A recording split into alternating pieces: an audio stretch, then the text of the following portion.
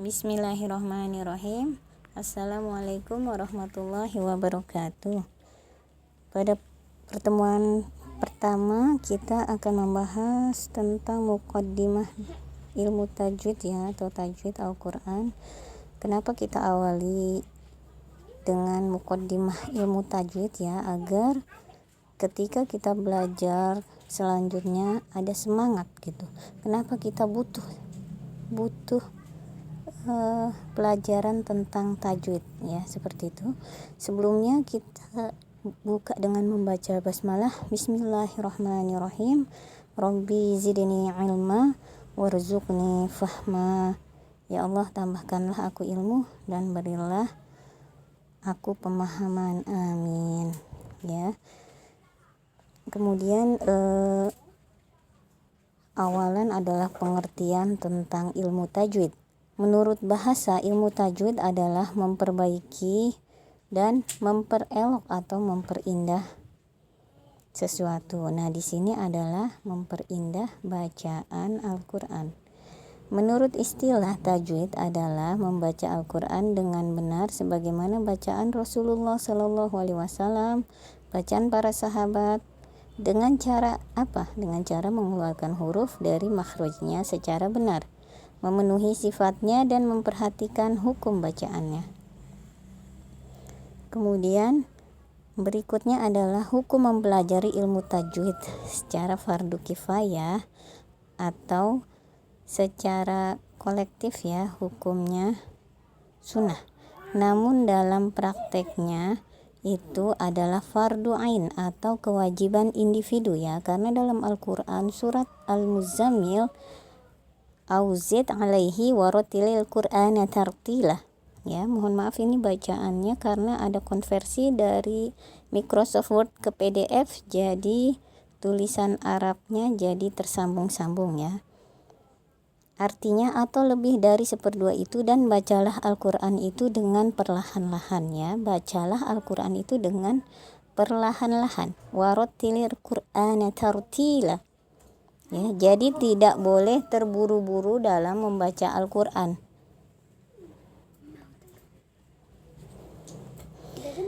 Kemudian mempelajari ilmu tajwid itu merupakan suatu kemuliaan dan lebih diutamakan karena ilmu tajwid itu merupakan salah satu ilmu yang langsung berhubungan dengan Al-Quran.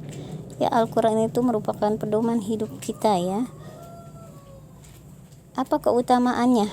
Yang pertama adalah merupakan amal yang terbaik. Khairukum man ta'allamal Qur'ana wa 'allamahu. Ya, ini juga mohon maaf tulisan Arabnya tertimpa ya, jadi bertumpuk-tumpuk konversi ke PDF-nya. Artinya sebaik-baik kalian adalah orang yang belajar Al-Quran dan mengajarkannya. Hadis riwayat Bukhari. Ini adalah hadis sahih ya. Jadi sebaik-baik kita adalah yang belajar Al-Quran ya. Dan juga ketika kita mungkin sudah bisa, kita bisa mengajarkannya walaupun sedikit gitu. Ketika kita sudah tahu suatu ilmu, kita ajarkan kepada anak atau kepada teman walaupun hanya sedikit. Itu merupakan amalan yang terbaik. Kemudian yang kedua adalah memberi syafaat di hari kiamat.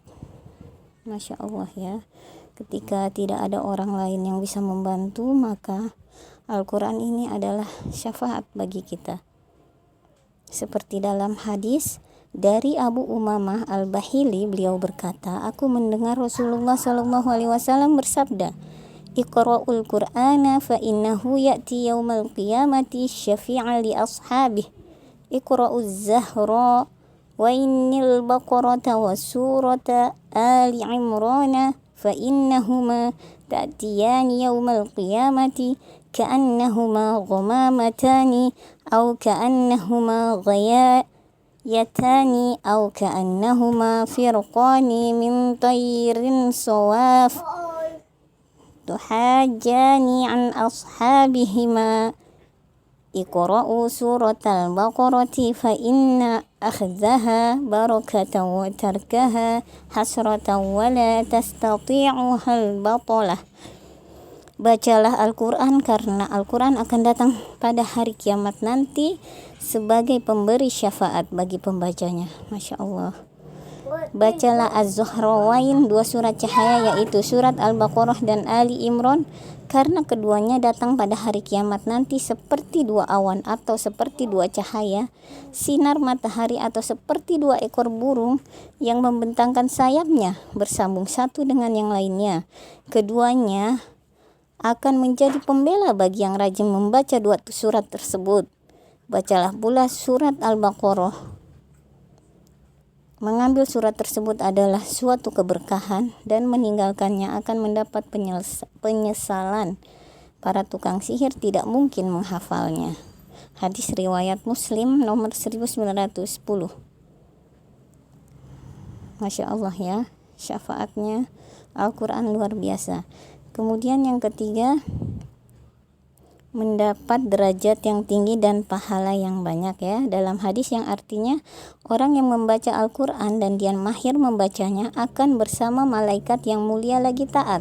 Sedangkan yang membaca Al-Quran namun dia tidak tepat dalam membacanya dan mengalami kesulitan, maka baginya 2 pahala ya. Jadi kalau bagi yang sudah mahir itu merupakan derajat yang tinggi dan pahala yang banyak ya, bersama malaikat yang mulia lagi taat. Tapi bagi yang misalkan terbata-bata atau kurang lancar, selain pahala tersebut ada lagi 1 pahala ya. 1 pahala apa?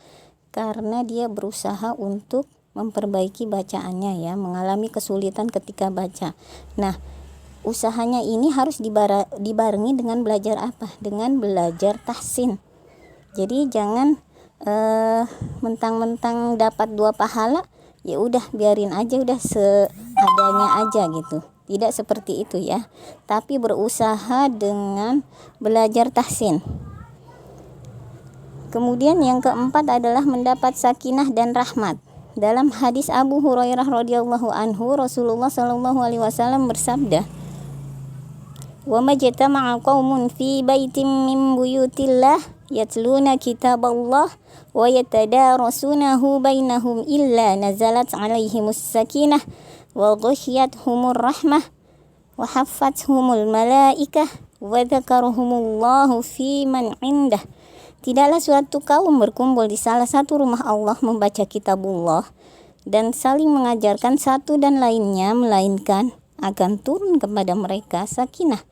Ya, sakinah itu ketenangan dan akan dinaungi rahmat, akan dikelilingi para malaikat, dan Allah akan menyebut-nyebut mereka di sisi makhluk yang dimuliakan di sisinya.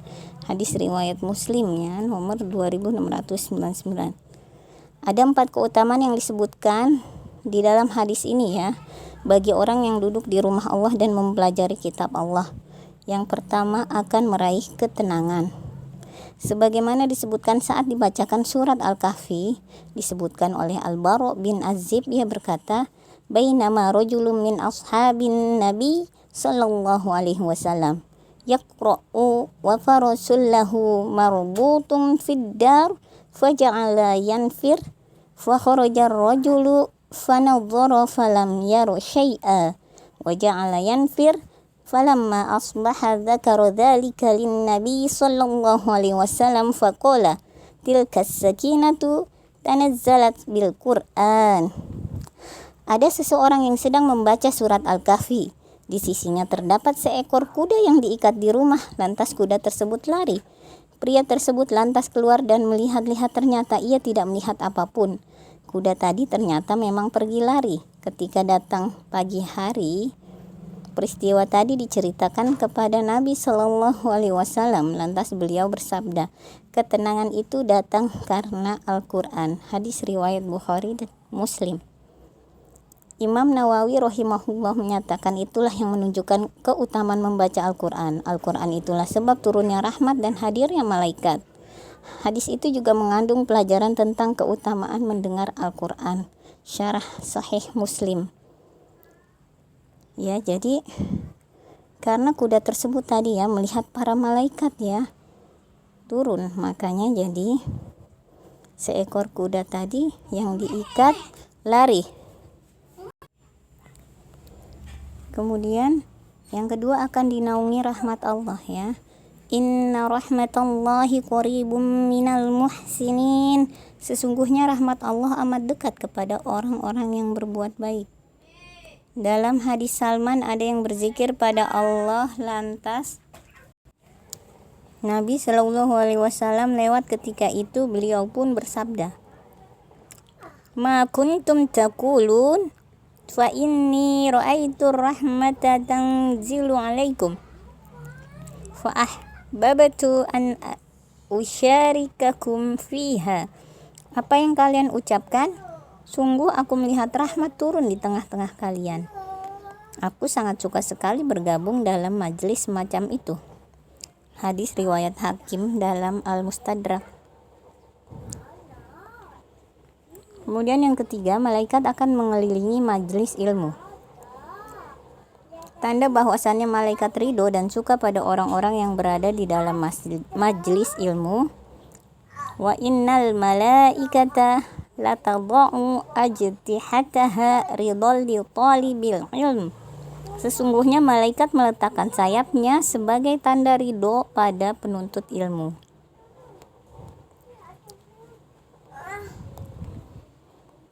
Ada yang mengatakan bahwa sanad hadis ini dhaif, sedangkan Syekh Albani mensahihkan hadis ini. Maksudnya para malaikat benar-benar menghormati para penuntut ilmu, atau maksudnya pula malaikat turun dan ikut dalam majelis ilmu. Kemudian yang keempat akan disebut oleh Allah di sisi makhluk-makhluk mulia. Dari Abu Hurairah radhiyallahu anhu, Nabi Shallallahu Alaihi Wasallam bersabda, Ana inda zon abdi wa ana ma'ahu hina yadhkuruni fa in dzakarani fi nafsi dzakartuhu fi nafsi wa in dzakarani fi mala'in dzakartuhu fi mala'in khairim min.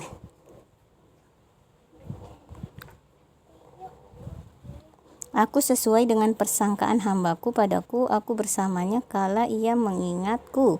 Jika ia mengingatku dalam dirinya, aku akan mengingatnya dalam diriku.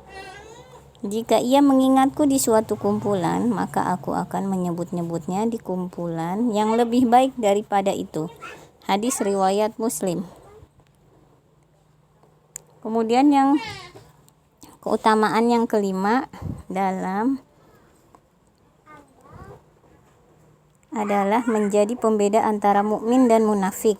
Dari Abu Musa al-As'ari, Rasulullah Shallallahu Alaihi Wasallam bersabda, Al-mu'minul ladzi yaqra'ul Qur'ana wa ya'malu bihi kal utrujjah